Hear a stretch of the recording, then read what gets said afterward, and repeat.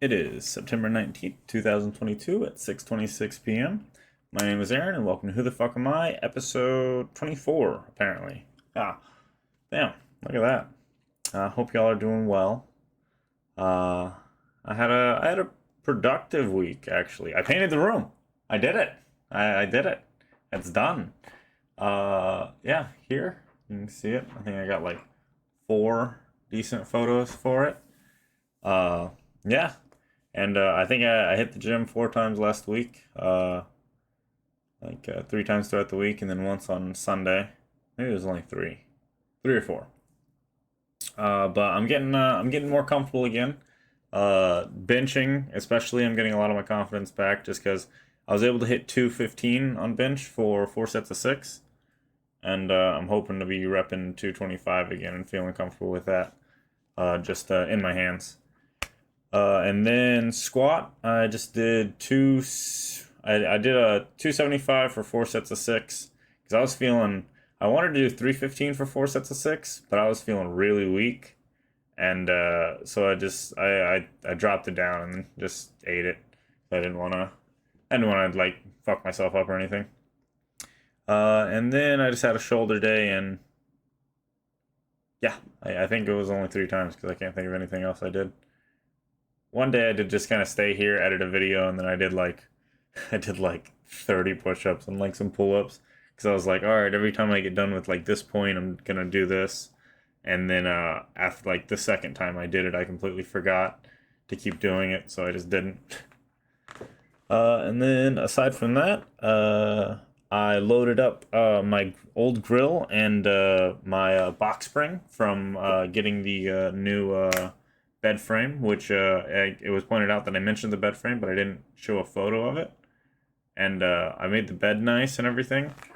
I'm trying to, at least when I wake up in the morning, uh, maybe not make the bed, but at least like pull the covers back and then put the pillows at the top.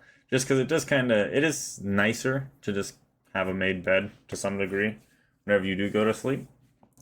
So I've been trying to do that more. But I actually unloaded the box spring right before recording this because I loaded it Sunday, and it was a hell of a thing too because it was just me, and I got the box spring is light. I tossed it in the back of my truck, and then the grill actually. So I ended up loading it like this, but the grill was a pain in the ass. So my first idea was to use the box spring as like a ramp, and then like push it up. But there's like a wing nut on the back of the grill for keeping the propane tank in place, and it kept catching because I like leaned it onto the to the bed of my truck, and then I jumped in the bed, and then I grabbed the handle for the door of the grill, and I was just gonna yank it all the way up as far as I could until basically the ramp turned into a lever almost, or and then it just would the weight should shift it back. Yeah, leverage, because of leverage. So the weight should just come back. But then that kept getting caught. So I was like, all right, well, I'll just pick it up and put it over that point. And I opened up the doors because I was going to use the doors on the front as a handle to pick it up. And I opened it up and I see a wasp nest, and I go, I'm just going to close that. So I said, fuck that. And I was like, all right, what's the other way I do it? So I climbed back in, had a kind of similar idea, except I was like, well, instead of trying to get over it, why don't I just use it to pull everything up? So once it catches, just grab the spring with the box spring with my other hand, and then just reel back on it and pull it all into the truck. And it ended up working. I think my second try. I think the first try I was like, all right, I kind of know where I need to pull, what I need to do, and the second try I got it in. And then I unloaded it, and the fucking guy at the recycling center, this motherfucker just starts like pulling it off some kind of which way, and I like grabbed it the first place that I really could, and I didn't realize it, but I was like cutting myself up. I got like 3 or 4 like little like cuts that I like pulled my hand away. I was like, ah, shit. But yeah, but the old box spring's gone. Never gonna see one of those again, ever. Never. And then and the grill's gone. I have the new one out back now. Finally, I actually my folks came over and I had it still sitting in my like dining room area. So I was like, I guess it's about time I put it out there because I was keeping the grill inside because I was keep waiting for a cover to come in, and then when I got the cover, I just put the cover on, and then I never put it outside. So it's finally out back now. So also very good. They brought me food last night and whatnot, and mom's doing well. Her recovering pretty good after the gallbladder surgery. She's apparently going back to work Thursday, which seems soon, but I mean, I guess. But, you know, you gotta work. Yeah. And then what else? Yeah, they brought me food. Yeah. See. Load it up. Cut to this. Yeah, that's pretty much. That was most of my like week. As far as like TV shows, let's go ahead and dive right into that. I'm gonna start with House of the Dragon. Episode 4 is the one that I'm on. I know the new episode came out, and I'm probably gonna be watching it. Episode 4, King of the Narrow Sea. It's a lot of you know, the Targaryens are pretty heavy on the incest. So I'm just, you know, Matt Smith is just trying not to fuck his niece, I guess. And then yeah. I like it. I think actually my favorite show right now is Rings of Power, but I'll talk about that next. It's good though. We're gonna be saying goodbye to Millie Alcock, which is the actress for Rhaenyra, and then Emily Carey, who is her friend that's the queen that I can't remember. Lady Millicent of Hightower or something was her full title or something. I don't know. But they did a really good job. They're going to bring in the new actors, and I think it's going to be a 10-year skip. Not episode 4, but I think episode 5 is their last episode. So excited for that. And then Rings of Power is, like I said, it's probably my favorite one. It's the one that I'm most excited for whenever it's coming out. And yeah, it's really good. It's called the Great Wave.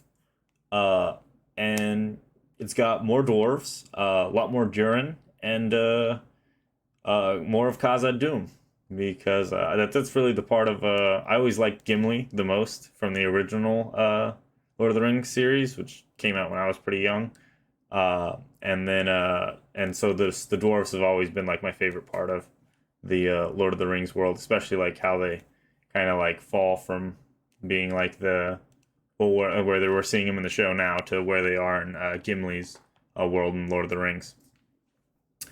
And then, yeah, favorite one, probably the best one to catch, comes out on Fridays. If you're not watching it, check it out. I definitely actually fully recommend that one. And then She-Hulk, episode 5. The title is Mean, Green, and Straight Poured into These Jeans. I'm on the fence on whether or not I like it or not. I like it, but I'm not sure how much I like it. I don't know if I'm just enjoying the kind of banter or whatnot, but in this episode they try to she has to basically use her lawyer powers as to get the trademark for She-Hulk back because someone has taken it, and it's pretty fun. I enjoyed watching it. I don't know. I wouldn't say that She-Hulk right now is a fantastic show. Every other episode's a hit, and then every other one's a miss. I think this one was kind of 50-50 on it. But I'm still excited to see it. Every Thursday I'm ready to watch it, so I think that's saying they're doing at least something right. The actress for what is it for She-Hulk for Tatiana, I'm gonna mess her name up. Tatiana Maslany. She plays a dork really well. I don't know if that's because she is a dork, but if she was, I mean, she reminds me actually of someone I used to know. I'm trying to place their name, but I can't. But very dorkish, in like very much the same manner that she's playing that character. And then last but not least, we got Rick and Morty, which is actually probably the funniest one because It turns out like they're not putting it straight onto Adult Swim, which is kind of what they've done. It's how I've watched in the past. Like the next day they put it on Adult Swim and then you can just watch it. And now they're making you have a TV subscription or something or the like. And so where I found to watch it was a YouTube channel where it would just randomly zoom in on certain parts and zoom out, and it was very very tough to watch. And I think I got about 60% of the show as far as actually like good show. Aside from that, it was like my brain trying to like track everything. But it was season 6, episode 2, A Mort Well Lived. Episode 3 came out last night. I gotta find a way to watch that one too. I don't think I'm gonna watch it how I did, so just because it was I didn't like it. It was very jank. But I can just sum up the episode. They do a Die Hard. So if you've ever seen the movie Die Hard, they do that. And then last but not least, oh no, that was last and technically the least because I haven't watched it. But this week I'm gonna watch the Mandalorian trailer. It came out 9 days ago, so I'm a little bit late, but it's fine. It's fine. And yeah. I think I did Tales of the Jedi last week, so maybe I just become like a Star Wars channel, and I just because I already know a ton about Star Wars, so why not? I don't know.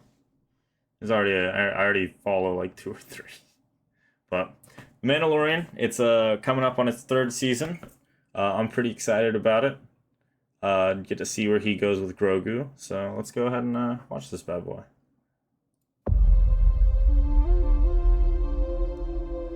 This is the one that you saved? You are as its father. A clan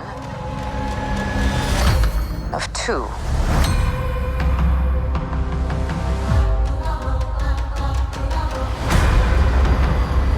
But you have removed your helmet. Then you are a Mandalorian no more.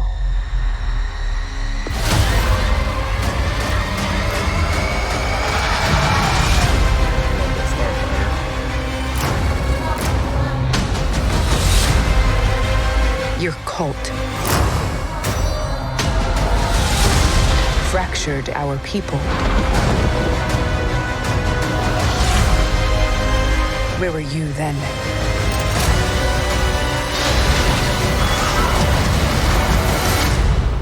Did you think your dad was the only Mandalorian?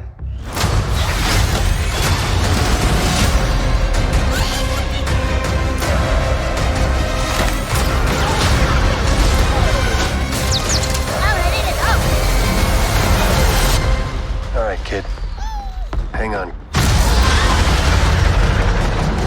You ready for an adventure?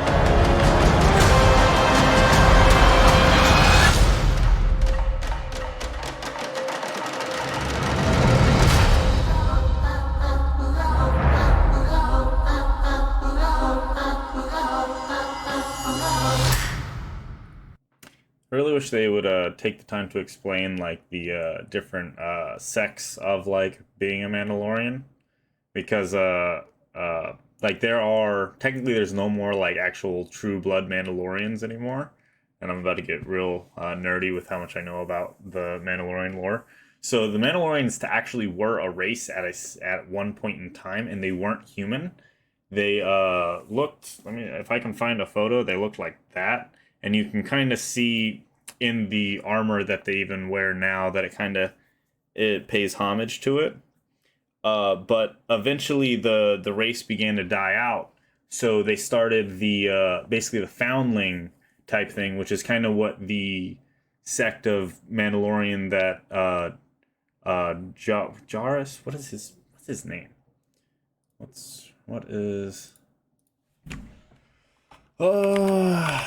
Mandalorian. Yeah, Din Djarin. So the sect that like Din Djarin is with is kind of like founded in that kind of idea where they would find like young people based on like people that they conquered, and then they would basically indoctrinate them into the Mandalorian way, which was basically warfare. Like the Mandalorians just believe in like war and like and yeah, they eventually all the original ones died off, and then now we have what we have in the show, which is there's the major houses, which have also mostly died off. I think the major ones that they say are like House Vizsla, and I believe House Vizsla is the one for the dark saber. Ugh. Wow. Woo. Oh no. Okay. Yeah, Vizsla. The House Vizsla is one of the houses for Mandalore. It has this guy, and is also, if you watch Rebels, the one chick. Man, I can't remember names right now. Oh, he's also not with us. But so they would indoctrinate him in, and then eventually the house system became a thing, and then it very like reminiscent of like medieval times. And they almost got wiped out of existence like twice. Once with Darth Revan, where they were fighting with the basically the Empire of the time, the Sith, and Darth Revan detonated a early Death Star design or like concept, and basically wiped out almost all the Mandalorians that were existed, including Mandalore the Great. I believe he died from the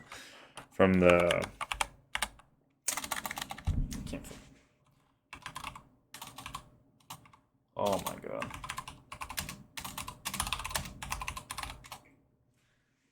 Mandalore the Great. Individual leading commies by the time of the New Republic.